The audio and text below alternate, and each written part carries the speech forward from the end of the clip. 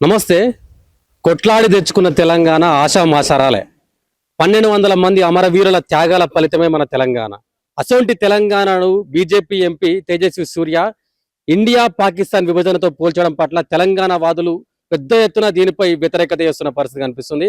ఈ నేపథ్యంలో మనతో మాట్లాడడానికి తెలంగాణ శ్యామ్ గారు ఉన్నారు. మాట్లాడదాం.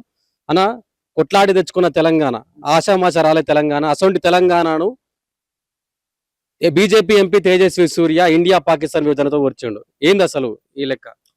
అదే తమ్ముడు, చాలా బాధాకరమైనటువంటి విషయం. మేమందరం బాధపడతా ఉన్నాం, దుఃఖిస్తా ఉన్నాం. మరి ఇక్కడ ఉన్నటువంటి ఎంపీలకు ఎందుకు బాధ అనిపించట్లేదో, ఎందుకు దుఃఖం రావట్లేదో, ఎందుకు ఖండించట్లేదో వాళ్ళే చెప్పాలి. 8 మంది ఎంపీలను గెలిపించి పార్లమెంట్ కు పంపిస్తే సారీ టు సే వాడు ఎంపీ ఇంత దుర్మార్గంగా మా రాష్ట్రాన్ని అవమానిస్తే వెనకాలండి సప్పట్లు కొట్టిరండి వీళ్ళు. కిషన్ రెడ్డి గారు, బండి సంజయ్ గారు, ధర్మపురి అరవింద్, వీళ్ళంతా బీజేపీ ఎంపీలంతా పాకిస్తాను భారత్ ని ఏ విధంగా బ్రిటిష్ విడదీసిండో అట్లా ఆంధ్ర తెలంగాణ విడదీసిరంట. ఈ మరి పాకిస్తాను ఆంధ్రనా తెలంగాణనా? ఏ రాష్ట్రమో చెప్పురా నాయన నువ్వన్నా. మేము ఆడున్నాం, మేము పాకిస్తాన్ లో ఉన్నావా? మా ఎంపీలు పాకిస్తాన్ వాళ్ళు ఎంపీలా? మా ఎంపీలు అంటున్న వాళ్ళని వాళ్ళు ఏ ఎంపీలు మరి చెప్పు. తప్పు కదా. ఏమంటారు, 369 మంది విద్యార్థులు, 1200 మంది ప్రాణ త్యాగాలు చేస్తే ఏర్పడ్డ తమ్ముడు ఈ తెలంగాణ. మేమంతా నూనుగు మీసాల పిల్లలు ఉన్నప్పటి నుంచి జై తెలంగాణ ఊపిరిగా మేము బతికినాం. మాకు తెలియదు ఈ రాజకీయాలు, ఇదంతా మాకు తెలియదు. కానీ మాకు పిచ్చి ఉంటుండే, ఏమో మా తెలంగాణ వస్తే మాకు అన్ని జరుగుతుంది అంట ఒక పిచ్చి ఉంటుండే. నా బండి వెనకాల ఇప్పటికి 15 ఏళ్ళు అయింది. నా 2 వీలర్ మీద నా తెలంగాణ కోటి రతనాలు అని ఉంటది. పోలే ఇప్పటి వరకు స్టిల్ నా బండి వెనకాల రాపించుకోవడం కోసమే నేను బండి కొనుక్కున్నా. అంత ప్రేమ ఉంటుండే. నా కులం పేరు మతం ఏమీ లేవు సార్. తర్వాత మాకు అర్థమైన రాజకీయాలు, మేము రాజకీయాలు చేస్తున్నాం. కానీ అంత ప్రేమ ఉంటుండే తమ్ముడు మాకు. మా యాసను అవమానించిరని, మా భాషను అవమానించిరని, ఓకేనా, మా నీళ్లు, మా నిధులు, మా నియామకాలని తెలుగులో ఉన్నటువంటి ముసుగుతోని 60 ఏళ్ళు దోసుకున్నారని, తెలంగాణ మేధావులు, కవులు, కళాకారులు, సబ్బండ కులాలు, సబ్బండ మత ప్రజలందరూ ఒక తాటి మీదకి జేఏసీగా వచ్చి ఏర్పడి అందరి కళ్ళు తెరిపించి పార్లమెంట్ లో ప్రజాస్వామ్య పద్ధతిలో బిల్లు పెట్టి అన్ని పార్టీల మద్దతును కూడా కట్టుకొని బిల్ పాస్ అంటే తెలంగాణ వచ్చింది తమ్ముడు. పాకిస్తాను ఇండియా లాగా విడిపోలేరా నాయన మా తెలంగాణ. మీరు మీకు అట్లా విడదీయాలనే బుద్ధి ఉందేమో, మీరే చెప్తారు. అట్లా వచ్చింది తమ్ముడు. తెలంగాణ రాలేదు కదా, బిల్ పాస్ అంటే వచ్చింది కదా.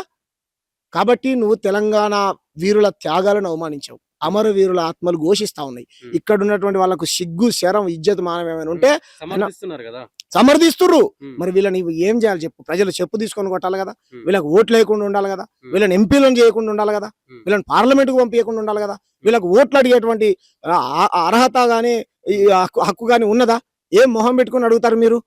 వక్రీకరించారని మాట్లాడుకుంటూ సమర్థించుకుంటా ఉన్నారు వాళ్ళు. ఏం వీడియో నువ్వైతే ఇప్పుడు నేనైతే నాకు సరే వక్రీకరించాడు అనుకున్నాం, ఆయనకు ఒక్కనికే వక్రీకరణ కనపడతా ఉన్నది. మిగతా వాళ్ళందరికీ పాకిస్తాన్ స్పష్టంగా మాట్లాడింది కదా ఇంగ్లీష్ లా. మరి వీళ్ళకి ఇంగ్లీష్ వస్తో రాదు, నాకైతే రాదు ఇంగ్లీషు. మరి వీళ్ళకైతే ఇంగ్లీష్ రాదు.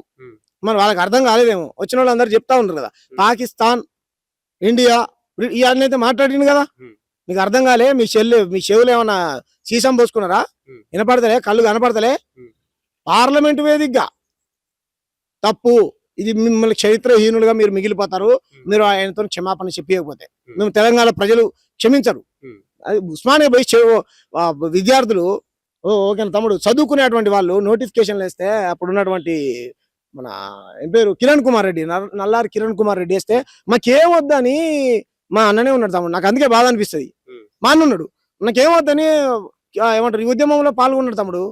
సరే తర్వాత ఆయన ఉద్యమం రాలేదు, అది వేరే విషయం అనుకో. ప్రతి ఉస్మానియాలో ఉన్నటువంటి చెట్టు, తెలంగాణలో ఉన్నటువంటి ప్రతి పోలీస్ స్టేషన్ గోడ, ఇటుక పిల్లలను అడిగితే చెప్తాయి తెలంగాణ ఉద్యమం ఎట్లా జరిగింది, ఎందుకు జరిగిందని. మేము ఎవరిని చంపలే, ఎవరిని కొట్టలే, ఎవరిని తిట్టలే. పాటలు పాడుకున్నాం, ప్రాణత్యాగాలు చేసినాం. మా రాష్ట్రం మాకు కావాలరా నాయన అని మా బెల్లీల దగ్గర నుంచి మొదలు పెడితే మా రోజు వీరన్న, మా గద్దరన్న, మా గూడ అంజన్న, ఇలా తెలంగాణలో ఈ నేల కోసం అమరులైనటువంటి త్యాగాలని వాళ్ళ త్యాగాలని స్ఫూర్తిగా తీసుకొని మా అస్తిత్వం కోసం మేము పని చేసుకుంటున్నాం. మా మీద ఎందుకు మీకు ఎంత కడుపుమంట? 60 ఏళ్ళు మా భాషని అన్ని దోసుకొని పోయిర్రు మీరు. మేము ఆంధ్ర ప్రజలకు వ్యతిరేకం కాదు, ఆంధ్ర పాలకులకు వ్యతిరేకం. అప్పుడు మేము అదే చెప్పాం. టీజీ వెంకటేషు, లేకపోతే అప్పుడు ఉన్నటువంటి లగడ పార్టీ, లంగల పార్టీలు, ఆ టీడీపీ పార్టీకి వ్యతిరేకంగా వాళ్ళకు ఇది చేశాం. మరి రెండు కన్నుల సిద్ధాంతం అన్న చంద్రబాబు అన్న మాట్లాడాలి కదా. ఒక కన్ను ఆంధ్ర అయితే ఒక కన్ను తెలంగాణ అన్నాడు. మరి ఒక కంట్లో పొడిచిండు కదా పార్లమెంట్ లో తేజస్వి సూర్య. నువ్వు ఈ కన్ను ఇంట్లో పొడిచినప్పుడు గతంలో చంద్రబాబు నాయుడు తెలంగాణ నా బ్రెయిన్ చైల్డ్ అని చెప్పేసి ఒక వ్యాఖ్య చేసిండు. సో తెలంగాణలో ఏది సృష్టించినా నాతోనే అని చెప్పేసి చాలా వరకు మాట్లాడిండు. తెలంగాణ హైదరాబాద్ డెవలప్మెంట్ అయింది నా హయాంలోనే, తెలంగాణ బిర్యానీ అయినా నాతోనే ఫేమస్ అని చెప్పేసి మాట్లాడిండు కదా. ఆయనతోనే అన్ని ఫేమస్ అయితే కనుక మన ఈ రాష్ట్రంలో నీకు ఒక్క ఎంపీ కూడా ఒక ఎమ్మెల్యే కూడా లేకుండా ఎందుకు పోయిండు? ఎందుకు పోయిండు? ఒక కార్పొరేటర్ కూడా లేడు కదా, ఒక సర్పంచ్ కూడా లేడు కదా. నేను ఎవరు ఈ రాష్ట్రంలో చూడు, నువ్వు ఎప్పుడైతే గద్దరాన్ని మీద కాల్పులు జరిపినవో, బెల్లి లలితక్కని ముక్కలు నరికిచ్చినవో, రీసెంట్ గా మా తెలంగాణ జర్నలిస్టుల మీద ఎవరి మీద అయితే కేవీఆర్ మీద కేసు పెట్టినవో, అప్పుడే నువ్వు ఇంకా ద్రోహం అయిపోతున్నావు రోజు రోజుకి. నేను ఇక్కడే ఉన్నా నీ ఆశలు. ఉమ్మడి ఆంధ్రప్రదేశ్ గా ఉన్నప్పుడు ప్రజలందరం కలిసి ఉన్నాం తమ్ముడు. ఈ పాలకులే 100 ఉద్యోగాలు ఉంటే దాంట్లో 30 ఉద్యోగాలు మనకి ఇచ్చి 70 ఉద్యోగాలు వాళ్ళు తీసుకుపోయేటోళ్ళు తమ్ముడు. మీకు అర్థమైందా? అవి ఆ రకమైనటువంటి లెక్కలని చూపించి ఇప్పుడు ఉన్నటువంటి శ్రీకృష్ణ కానీ అన్ని కమిషన్లు వేసి ప్రజల కళ్ళు తెరిపించి ప్రపంచమే కళ్ళు తెరిపించాం తమ్ముడు. స్వాతంత్ర ఉద్యమం ఏ విధంగా చేశారో అటువంటి ఉద్యమం చేశాం మనం, ఇది చేశాం. కాబట్టి ఇప్పుడు ఆయన అన్ని చేశాడు అని అంటే నీకు ఉనికే లేదు. ఆయన డబ్బు కొట్టుకుంటాడు, బిల్ గేట్స్ నిన్నే తీసుకొచ్చిన అంటాడు, హైదరాబాద్ డెవలప్ చేసినాడు. ఇంకా చార్మినార్ గోల్కొండ కూడా ఆయన కట్టినేమో, అది కూడా చెప్పమను. చార్మినార్ గోల్కొండ కూడా వాళ్ళు నవాబులు కట్టలేదు, ఈయనే కట్టినేమో. ఇదంతా డబ్బాలు కొట్టుకోవడానికి. ఓకే, మరి నువ్వు డెవలప్ చేస్తే కనుక మరి నీ తెలంగాణను అవమానించిండు, నీ దాన్ని భావిస్తే కనుక నీ ఎంపీలతో ఖండించు. పవన్ కళ్యాణ్ ఏం మరి ద్రోహే కదా మరి కాదమ్ముడు. తప్పుగా అనుకోకు, మీ ఇంట్లో అవునన్నా కాదన్న మన తల్లిని ఎవడన్నా అంటే ఎంత చూడన్నా సరే రోషం వస్తుందా రాదా? రావాలన్నా లేదా? మనందరం తెలంగాణ తల్లి బిడ్డలం. దేశంలో ఉన్నటువంటి బిడ్డలందరూ భారతమాత బిడ్డలు. మన భారతమాతను ఎవరన్నా అంటే, మన దేశాన్ని ఎవడనంటే మనం ఊరుకుంటామా? ఊకో. మరి మన తల్లిని అన్నప్పుడు మన తెలంగాణ ఆంధ్ర తల్లిని అంటే ఆంధ్రలో కోపం వస్తుంది, తెలంగాణ తల్లిని అంటే తెలంగాణలో ఎందుకు కోపం రావట్లేదు, రేషన్ రావట్లేదు? రావాలి కదా. కాబట్టి మా తల్లిని అవమానించుకుంటూ, మా నేలను అవమానించుకుంటూ, మా మీద ఇటువంటి వివక్షత చూపిస్తున్నటువంటి బీజేపీకి ప్రజలు సరైనటువంటి బుద్ధి చెప్పాలి. ఈ మంత్రులు ఎవరెవరైతే చెప్పినో నీళ్ళు లెక్క, అరవింద్, కిషన్ రెడ్డి, బండి సంజయ్, వీళ్ళంతా ఎవరెవరైతే ఉన్నారో వీళ్ళు బాధ్యత వహించాలి. మోడీతో మీరు అట్లా కొట్లాడరు, కనీసం మా నేలని ఎందుకు. మోడీ గతంలో అన్నాడు కదా, తల్లిని చంపి పిల్లకి జన్మని ఇచ్చినట్టుంది తెలంగాణ విభజనకు సంబంధించి. ఇప్పుడు అట్లా అన్నప్పుడు తమ్ముడు అదే పార్లమెంట్ లో గద్దరన్నను అవమానించారు. ఓకేనా, ఆయన పేరు మీద ఇక్కడ అవార్డులు ఇస్తుంటే ఆయననేమో పార్లమెంట్ లో అవమానించారు. అంబేద్కర్ ఫ్యాషన్ అని అంబేద్కర్ అవమానించారు. అయినా ఊకున్నాం, వీళ్ళు అంబేద్కర్ వ్యతిరేకులు, రాజ్యాంగ వ్యతిరేకులు అని చెప్పేసి మేము ఊకున్నాం. తెలంగాణ ఏం పాపం చేసింది? తెలంగాణ పోరాటం మీకేం అన్యాయం చేసింది? మీరు ఈ నెలను ఎందుకు అవమానిస్తా ఉన్నారు? ఆయన అప్పుడు అవమానించాడు, తల్లిని చంపి బిడ్డను బతికిచ్చారు, తలుపులు వేసి ఇచ్చారు, మూసి ఇచ్చారు, లైట్లు బంద్ చేసి ఇచ్చారు, తెరిచి ఇచ్చారు అనేటువంటి తరహాలు ఆయన చెప్పాడు. ఈ రాష్ట్రానికి వచ్చి నేను నెంబర్ 1 కర్తా తెలంగాణకు అని అంటాడు. ఆడికి పోయి అది నెంబర్ 1 కర్తా అంటాడు, ఈడికి పోయి ఇది ఏది నెంబర్ 1 కర్తా బోలో. ఏ రాష్ట్రం అంటే నీకు ఇష్టం చెప్పు, లేకపోతే అన్ని రాష్ట్రాలు ఇష్టం అని అట్లనన్నా చెప్పు. అన్ని రాష్ట్రాలు ఇష్టం అయితే మా రాష్ట్రాన్ని ఎందుకు అవమానించినో అది కూడా చెప్పు.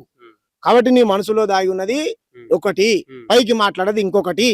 ఇంత దుర్మార్గంగా పాకిస్తాను భారత్ తోని తెలంగాణను పోల్చి అవమానిస్తే ప్రధానమంత్రి గారు ఒక్క మాట కూడా మాట్లాడలేండి.